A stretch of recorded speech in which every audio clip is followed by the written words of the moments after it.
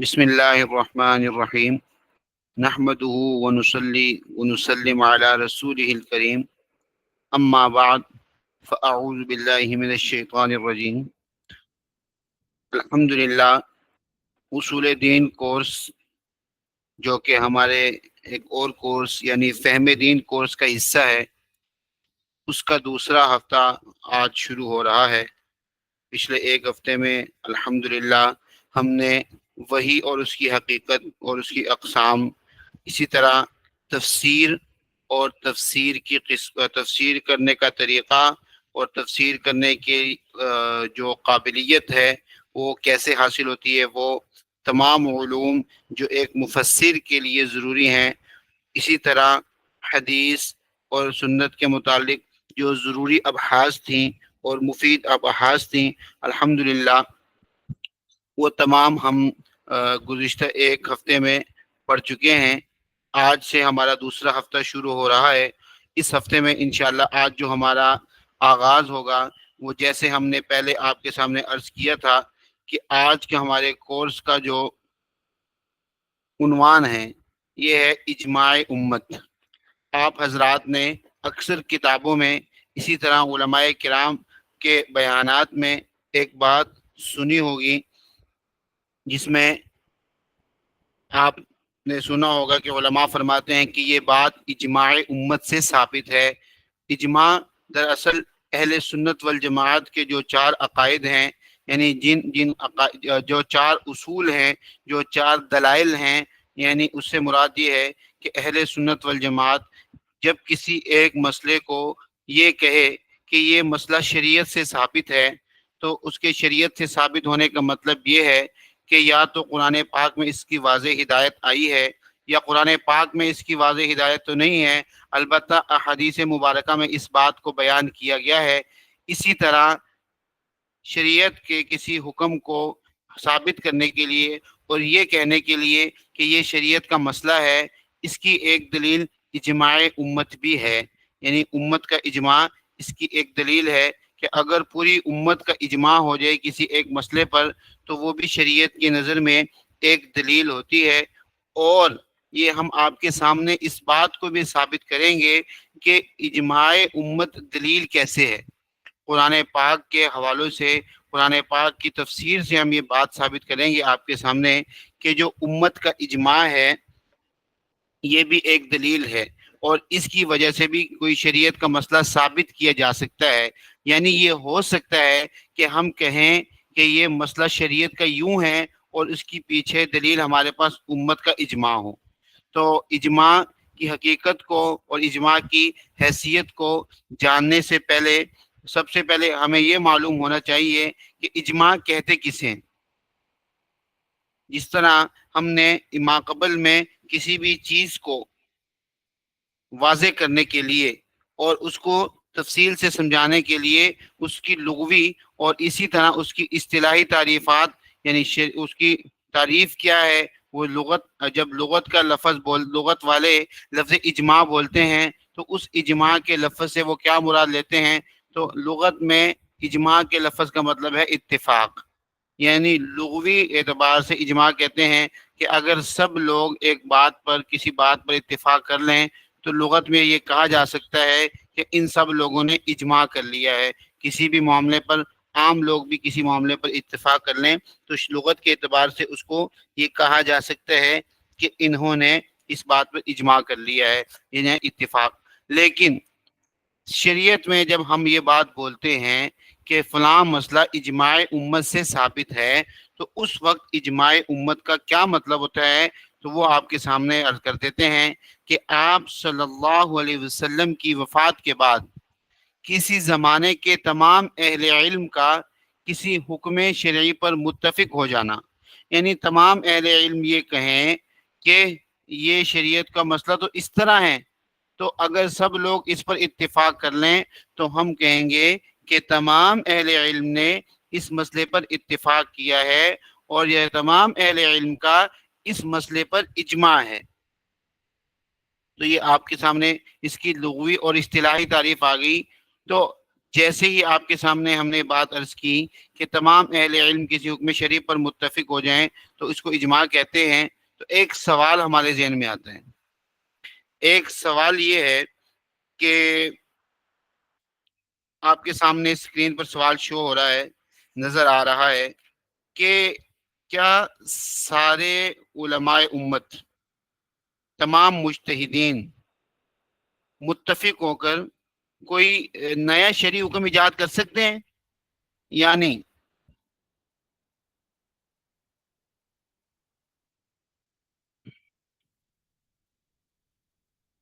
یعنی اگر ہم یہ کہیں کہ تمام اہل امت کے جو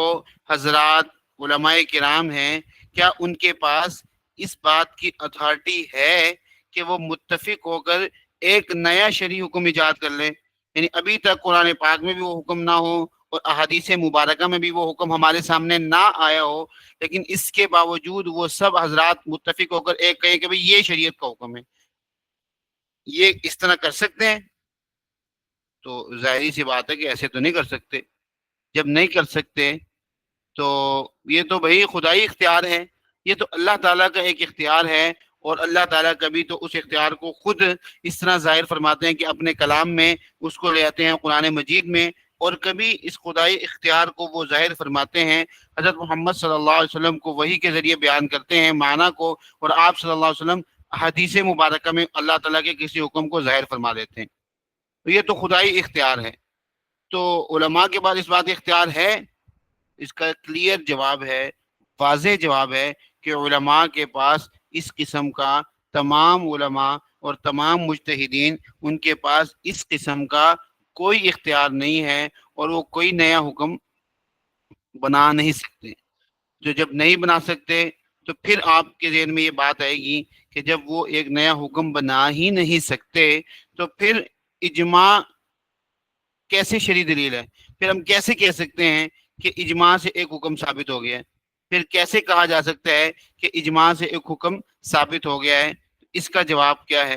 یہ جو سوال ہمارے سامنے آیا ہے، اس کا جواب یہ ہے کہ اجماع میں اہل علم کوئی نیا مسئلہ نہیں بناتے. یعنی ایسا نہیں ہوتا کہ اہل علم مل کر بیٹھ جائیں کہ بھائی فلاں معاملات تو بہت اختیار سے باہر ہو رہے ہیں، لہٰذا اب سب اتفاق کر لو اور سب جو ہے ایک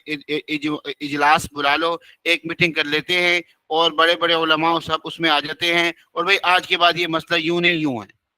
ایسا نہیں ہوتا، بلکہ قرآن، حدیث یا قیاس کی بنیاد پر جو دوسرے دلائل ہیں ان کی بنیاد پر ایک حکم پہلے سے موجود ہوتا ہے. ایک حکم پہلے سے موجود ہوتا ہے تو اہل علم سب اس حکم پر اتفاق کر لیتے ہیں. یعنی بعض اوقات یوں ہوتا ہے کہ کسی ایک مسئلے میں ایک اہل علم کا، ایک مجتہد کا مذہب کچھ اور ہے، اور دوسرے اہل علم اور دوسرے مجتہد کا مسلک کچھ اور ہے، لیکن جب اجماع ہوتا ہے تو پھر سب کے سب مل کر ایک شرعی حکم پر متفق ہو جاتے ہیں. اور جب وہ اتفاق کر لیتے ہیں تو پھر بعد میں آنے والے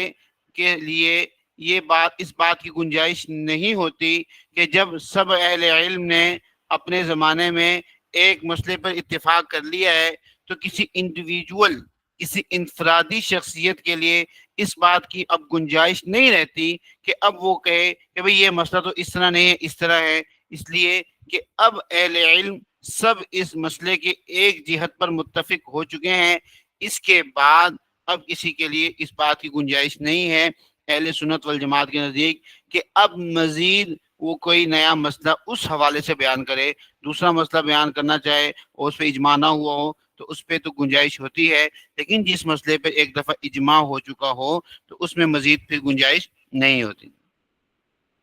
اور اسی دلیل کو، یعنی ہم نے جو عرض کیا کہ اہل علم قرآن و حدیث یا قیاس کی دلیل کی بنیاد پر کسی حکم پر اتفاق کر لیتے ہیں، اس کو اجماع کی سند بھی کہا جاتا ہے. یعنی اس کی مزید تفصیل آپ کے سامنے عرض کر دیتے ہیں کہ اجماع کی سند میں اجماع قرآن کریم کی کسی آیت، دیکھیں قرآن کریم کے بعض اوقات ایک آیت کے کئی معنی ہو سکتے ہیں.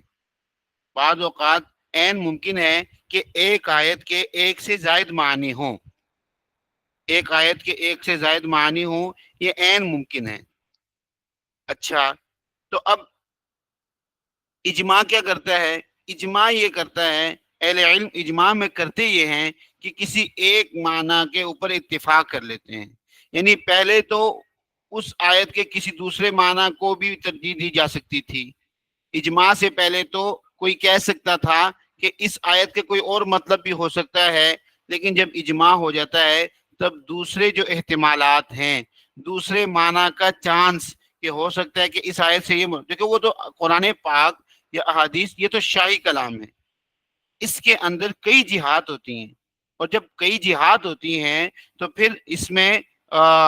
جو بڑے بڑے دماغ ہوتے ہیں، بڑے بڑے اہل علم ہوتے ہیں، وہ اس کو سوچتے ہیں، اور اس کو سوچ کر کوئی اس شاہی فرمان سے ایک معنی لیتا ہے، کوئی اسی شاہی فرمان سے دوسرا معنی لیتا ہے۔ لیکن جب سب بڑے بڑے دماغ اس بات پر متفق ہو جائیں، اور اہل علم جو کہ بڑے بڑے اہل علم ہیں اس بات پر متفق ہو جائیں کہ اس شاہی فرمان کا یہ مطلب ہے، تو اب اس کا مطلب ہوا کہ اہل علم کا اجماع اس مسئلے پر ہو گیا ہے۔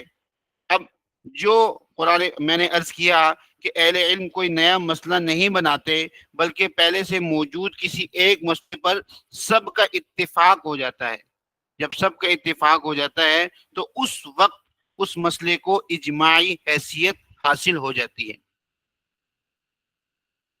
اب ہم آپ کے سامنے کچھ مثالیں ذکر کریں گے کہ جن مثالوں میں اجماع سے پہلے کسی آیت کے مطلب دو ہو سکتے تھے، لیکن جب اس کی آیت پر ایک مطلب پر اجماع ہو گیا تو اس کے بعد اب کسی کے لیے اس بات کی گنجائش نہیں رہتی کہ اس آیت کا کوئی اور مطلب بیان کرے۔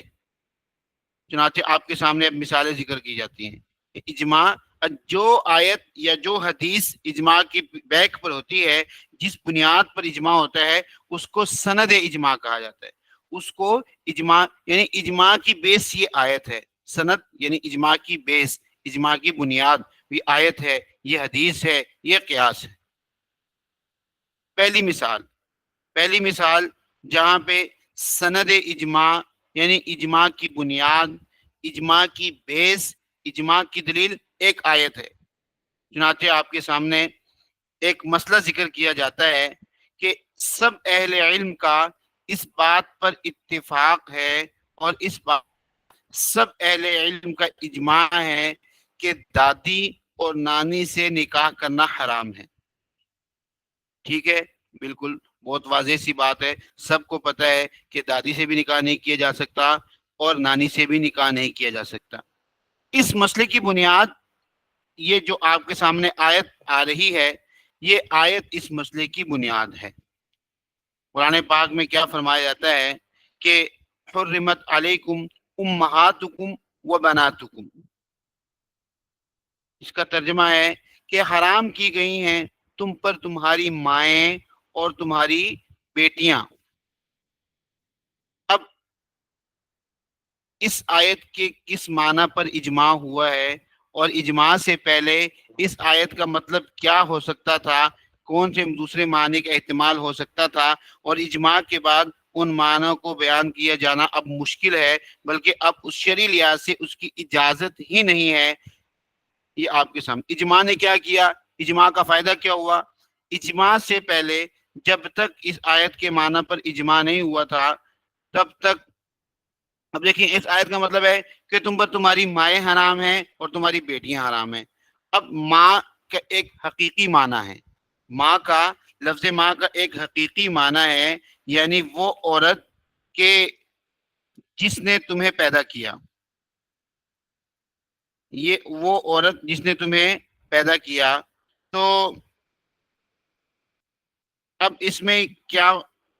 جس عورت نے ہمیں تو پیدا نہیں کیا لیکن ہماری ماں کو پیدا کیا مثال کے طور پر، یا اسی طرح جس عورت نے ہمیں پیدا نہیں کیا بلکہ ہمارے باپ کو پیدا کیا ہے، تو کیا وہ اسی آیت کی وجہ سے اس کے ساتھ نکاح حرام ہے؟ یعنی ہماری دادی یا ہماری نانی، ہماری دادی یا ہماری نانی، کیا اسی آیت کی وجہ سے اس کا یہ ہم اس کو کہیں گے کہ ان کے ساتھ نکاح کرنا اسی آیت کی وجہ سے حرام ہے؟ حقیقی مائیں مراد ہیں یا اس سے پھر ہماری ماؤں کی مائیں جو کہ مجازن ہماری مائیں ہیں وہ مراد ہیں؟ تو جب سب اہل علم نے اس بات پر اتفاق کر لیا کہ بھائی صرف حقیقی مائیں مراد نہیں ہیں، بلکہ جو ماں کی ماں ہے یعنی نانی، اور جو باپ کی ماں ہے یعنی دادی، وہ بھی مراد ہیں، جب ان کو بھی مراد لے لیا تو اب کسی کا یہ کہ اب جب سب لوگوں نے اس بات پر اتفاق کر لیا کہ اس سے ماں کی ماں بھی مراد ہے، سب اہل علم نے، مجتہدین نے اس بات پر اتفاق کر لیا کہ باپ کی ماں بھی مراد ہے اور ماں کی ماں بھی مراد ہے، لہذا اگر آج مثال کے طور پر کوئی آدمی آئے اور کوئی عالم علم کا دعویٰ کرے اور یہ کہے کہ دادی کے ساتھ نکاح کے حرام ہونے کا تو قرآن پاک میں کہیں ذکر نہیں ہے، تو اور وہ کہے کہ دیکھیں آیت میں ماں کا ذکر ہے اور بیٹی کا ذکر ہے، تو ہم ان کے سامنے عرض کریں گے کہ اس مسئلے کے اوپر اہل علم کا اجماع ہو چکا ہے اور انہوں نے اس بات کا نتیجہ اس بات پر اتفاق کر لیا ہے کہ یہاں پہ جو مراد یہ کہا گیا ہے کہ تم پر تمہاری مائیں حرام ہیں اور تمہاری بیٹیاں حرام ہیں، تو وہاں پہ ماں سے مراد صرف وہ ماں انہوں نے مراد نہیں لی جس نے تمہیں پیدا کیا، بلکہ جس ماں تمہاری ماں کو جس عورت نے پیدا کیا یعنی تمہاری نانی، اور تمہارے باپ کو جس عورت نے پیدا کیا یعنی تمہاری دادی، وہ بھی اس آیت میں مراد ہیں۔ اب دیکھیں اہل علم نے اپنی طرف، اب دیکھیں اس کو ماں کہا جاتا ہے، باپ کی ماں کو بھی ماں کہا جاتا ہے، اور جو ماں کی ماں ہے اس کو بھی ماں کہا جا سکتا ہے، کہا بھی جاتا ہے۔ تو اہل علم نے اپنے پیٹ سے کوئی مسئلہ نہیں بنا لیا، اپنے پاس ہی کوئی مسئلہ نہیں کر لیا، قرآن پاک کی ایک آیت کے اندر دو معنی کا احتمال تھا، یہ دونوں معنی مراد ہو سکتے تھے، یہ بھی مراد ہو سکتا تھا کہ صرف حقیقی مائیں مراد ہیں، اور یہ بھی مراد ہو سکتا تھا کہ جو تمہاری ماؤں کی مائیں وہ بھی مراد ہیں۔ تو جب اہل علم نے کسی ایک معنی کو متعین کر دیا اور انہوں نے فکس کر دیا کہ بھئی یہ والا معنی مراد ہے، تو اب سب کا اجماع ہو گیا، اور اب اس کے بعد کسی کے پاس اس بات کی گنجائش نہیں ہے کہ وہ کہے کہ دادی کے ساتھ نکاح کرنا یا نانی کے ساتھ نکاح کرنا قرآن پاک کی روح سے تو حرام ہی نہیں ہے۔ کیوں نہیں ہے وہ میں نے آپ کے سامنے تفصیل سے ذکر کر دیا ہے۔ پھر بھی اس کے حوالے سے کوئی آپ کا سوال ہو تو انشاءاللہ آپ چیٹ میسیج میں اس کا ذکر کر سکتے ہیں، اور جب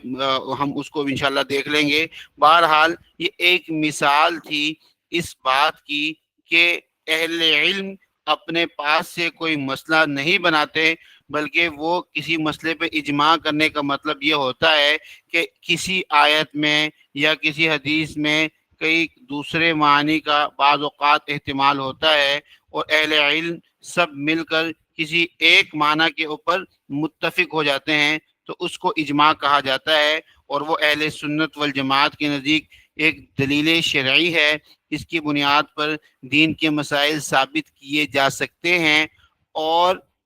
بعد میں کسی کے لیے اس بات کی گنجائش نہیں ہوتی کہ وہ یہ کہے کہ یہ مسئلہ قرآن پاک میں مثال کے طور پر ثابت نہیں ہے۔ جی، اس کے یہ تو ہمارے سامنے اس بات کی مثال تھی کہ جہاں پہ اجماع کی سند، اجماع کی بنیاد ایک قرآن پاک کی آیت تھی۔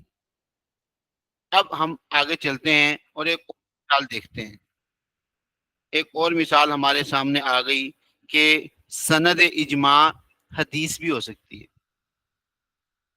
سند اجماع حدیث بھی ہو سکتی ہے۔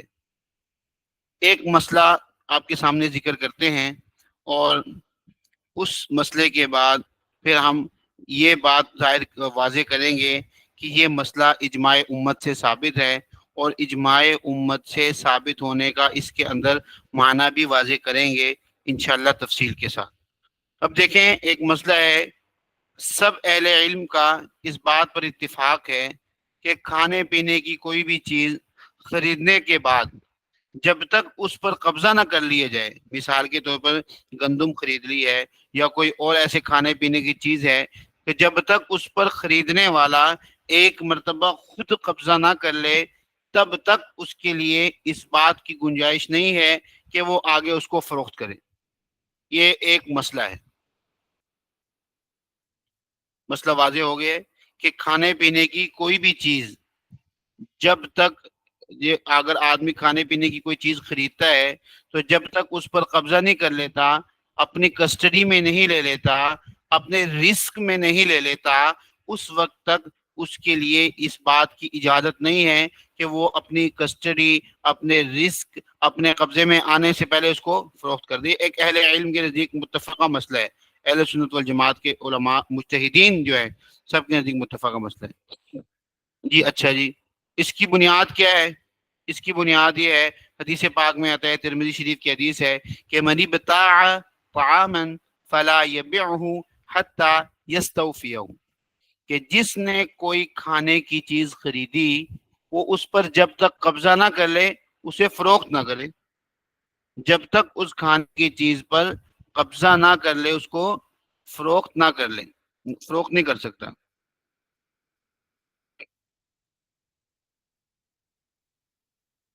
اچھا جی،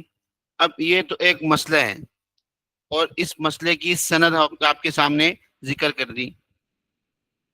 اجماع کا کیا فائدہ ہوا؟ یہ قرآن، یہ بات تو حدیث میں آ گئی تھی، تو اب اجماع کا فائدہ کیا ہوا؟ اجماع نے یہاں پہ کیا کیا؟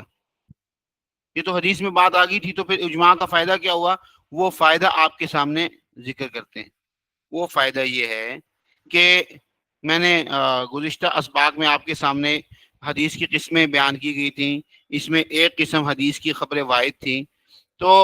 یہ بھی خبر واحد ہے۔ جس طرح دوسری خبر واحد ہے، خبر واحد وہ حدیث ہوتی ہے کہ جس کے روایت کرنے والے ہر زمانے میں اتنے زیادہ نہ ہوں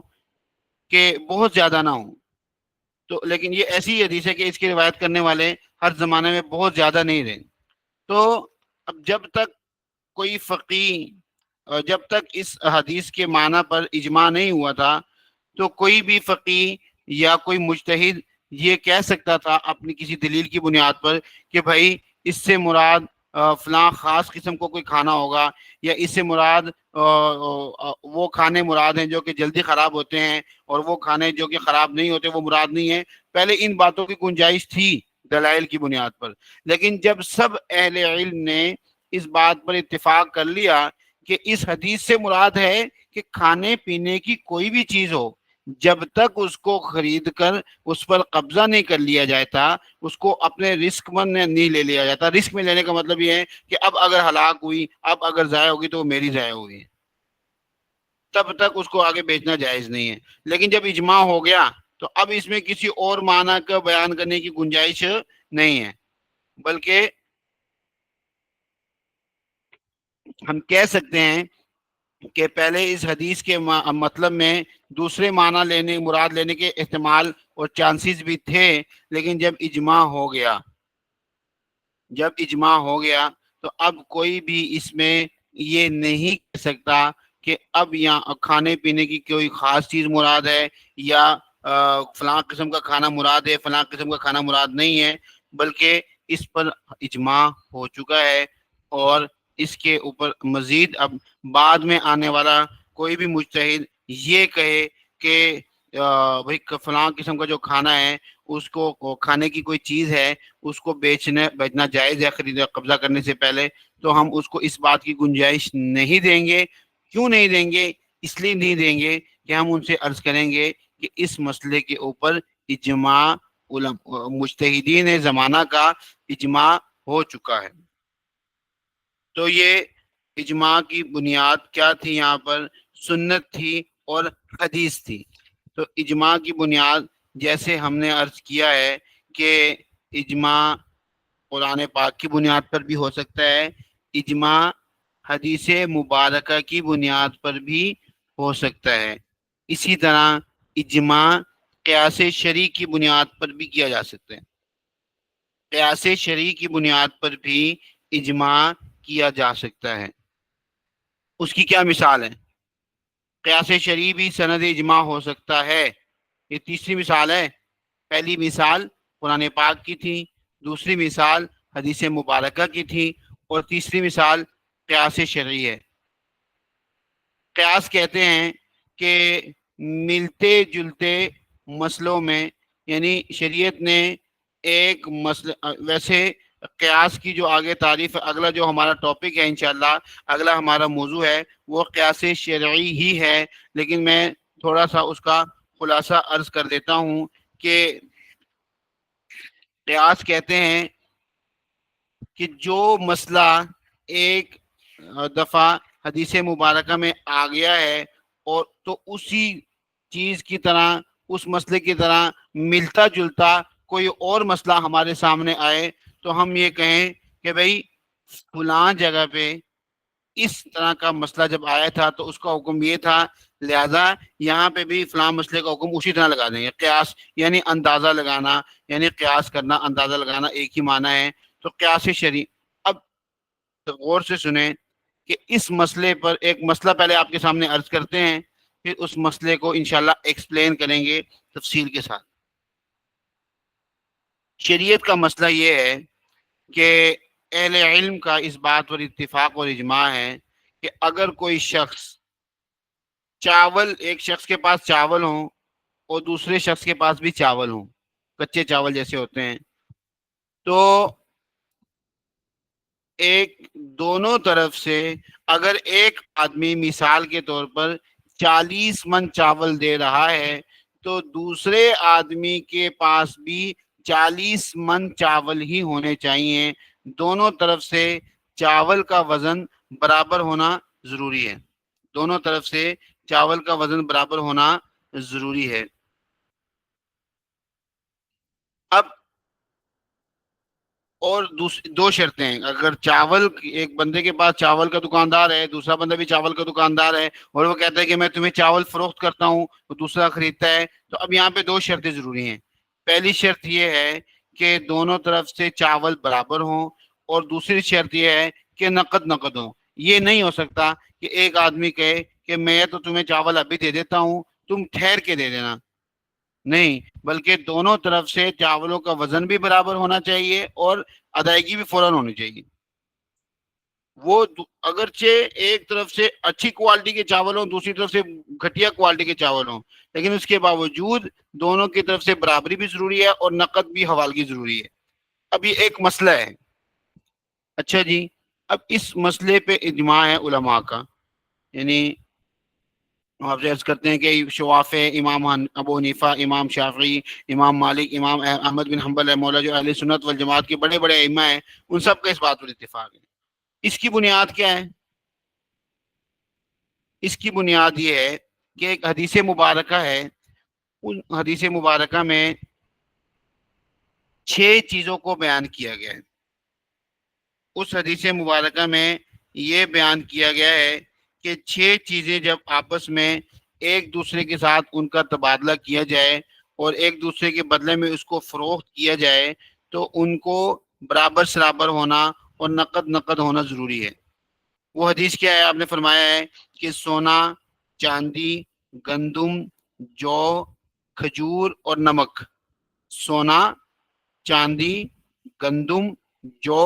یہ بھی ایک غلے کی قسم ہے، کھجور اور نمک، ان کے بارے میں فرمایا کہ جب ان چیزوں کو آپ ان کے ہم جنس چیزوں کے بدلے میں فروخت کرو گے تو نہ ہی تم نے اس میں ادھار کرنا ہے اور نہ ہی تم نے اس میں کمی بیشی کرنی ہے۔ یعنی یہ نہیں، اگر کوئی آدمی اس طرح کرتا ہے کہ کہتا ہے کہ بھئی میرے پاس گندم ہے، اس کی کوالٹی ذرا لو لیول کی ہے، اور جو تمہارے پاس گندم ہے اس کی کوالٹی ذرا ہائی لیول کی ہے، تم اس طرح کرو، میرے پاس 20 من گندم مجھ سے لے لو اور 10 من گندم مجھے واپس کر دو، مجھے اچھی والی 10 من دے دو اور میرے سے 20 والی لو کوالٹی والی لے لو۔ تو اگر کوئی آدمی اس طرح کرتے تو حدیث کہتی ہے کہ بھئی یہ سود کیا تم نے، یہ تم نے کیا کیا ہے؟ سودی معاملہ کیا ہے۔ حدیث نے اس کو سود قرار دیا ہے۔ اب ایک سوال آتا ہے کہ کیا یہ حکم انہی 6 چیزوں کے ساتھ خاص ہے؟ کیا یہ حکم انہی 6 چیزوں کے ساتھ خاص ہے، یا پھر ان 6 چیزوں میں کوئی ایسی بات تھی کہ وہ بات کہیں بھی پائی جائے گی تو ان کا آپس میں اگر ان چیزوں کو ایک دوسرے کے ہاتھ بدلے میں بیچا جائے گا، فروخت کیا جائے گا، تو وہ ان کا کمی بیشی بھی حرام ہوگی اور ادھار بھی حرام ہوگا؟ اب یہ ایک سوال ہے۔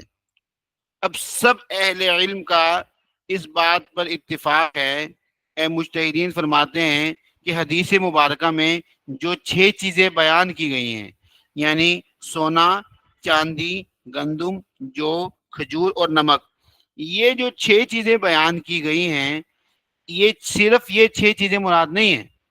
بلکہ ان 6 چیزوں کی طرح جو بھی چیز اور ہوگی، ان 6 چیزوں کی طرح اور جو بھی چیز ہوگی، اس کے اگر آپس میں ایک دوسرے کے ساتھ لین دین ہوگا، ان چیزوں کا آپس میں ایک دوسرے کے ساتھ لین دین ہوگا، تو نہ ہی اس میں کمی بیشی کی جا سکتی ہے۔ جیسے اگر ایک آدمی کے پاس 2 تولے سونا ہے، خالی سونا، اور اس کی کوالٹی ذرا کم درجے کی ہے، اور دوسرے کے پاس 1 تولے سونا ہے لیکن اس کی کوالٹی اعلیٰ درجے کی ہے، تو اگر وہ کہے کہ 1 تولہ سونا مجھے دے دو اور مجھ سے 2 تولے سونا لے لو، تو شریعت نے اس کو سود کہا ہے۔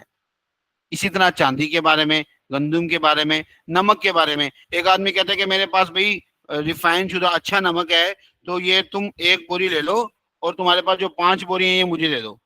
تو شریعت کہتی ہے کہ بھائی تم نے ٹھیک نہیں کیا یہ کام، یہ کیا ہے تو سود کیا ہے، ایک طرف جتنا نمک ہے دوسری طرف بھی اتنا ہی نمک ہونا چاہیے تھا۔ یہ حدیث پاک میں بیان کر دی ہے۔ مجتہدین یہ فرماتے ہیں، علماء جو امام شافعی، امام احمد بن حنبل، امام مالک اور امام ابو حنیفہ رحمہ اللہ یہ فرماتے ہیں کہ صرف یہ 6 چیزیں مراد نہیں ہیں، بلکہ یہ 6 چیزوں کی طرح اور بھی کوئی چیز ہوگی تو ان کے درمیان بھی اگر لین دین ہوگا تو اس کا لین دین بھی اسی طرح 2 شرائط کے ساتھ ہوگا۔ ایک تو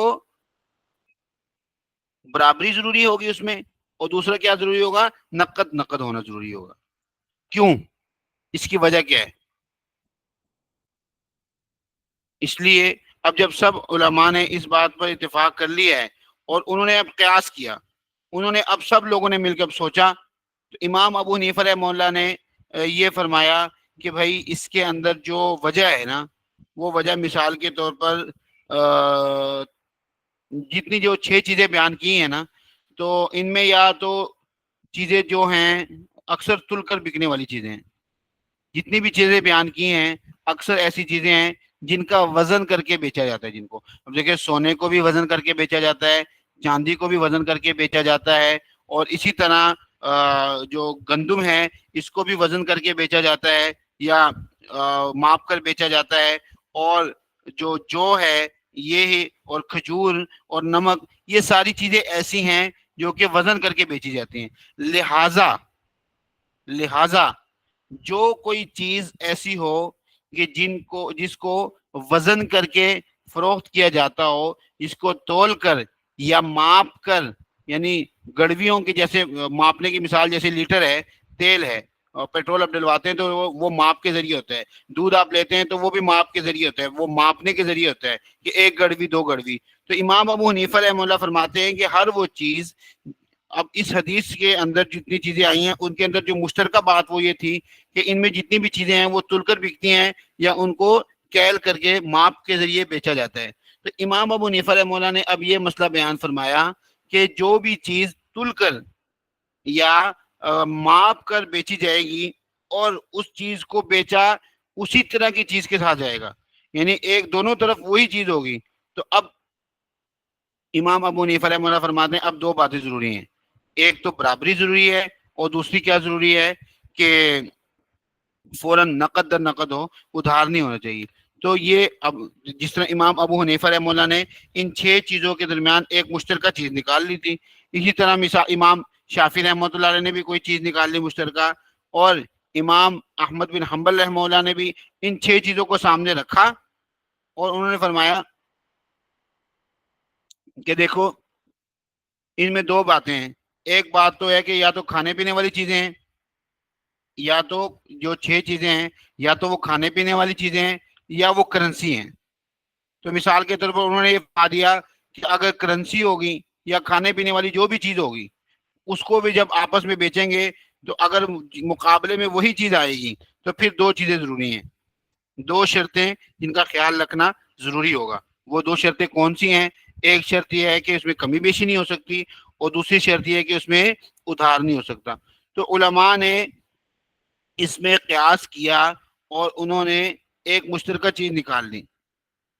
اب سب علماء فرماتے ہیں کہ بھائی یہ 6 چیزیں ہی مراد نہیں ہیں، بلکہ اس طرح کی اور جو چیزیں ہیں، اب وہ اس طرح کی کہ مطلب کیا ہے وہ میں نے آپ سے عرض کر دیا کہ امام ابو حنیفہ رحمہ اللہ نے اس میں کیا کیا باتیں مراد لی ہے. تو